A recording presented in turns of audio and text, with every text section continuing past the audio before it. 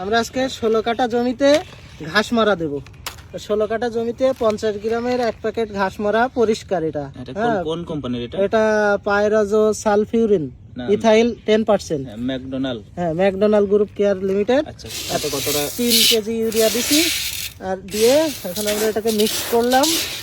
সুন্দর করে মিক্স করতে হবে, সাথে একটু পানি দিতে হবে। পানি দিলে এই যে এই ওষুধটা, ঘাস মারা ওষুধটা ইউরিয়ার সাথে, এই ওষুধটার কার্যকারিতা কেমন? আপনি এটা এর আগে এখন ব্যবহার করেছেন? হ্যাঁ, এটা আমি এই প্রথম, কিন্তু এটা আমি চাষির কাছে শুনছি সবাই এক নামে পরিষ্কার পরিষ্কার, এই জন্য আমিও দিতেছি। তাহলে আগাছানাশক এটা আপনি কতদিনের মাথায় দিচ্ছেন?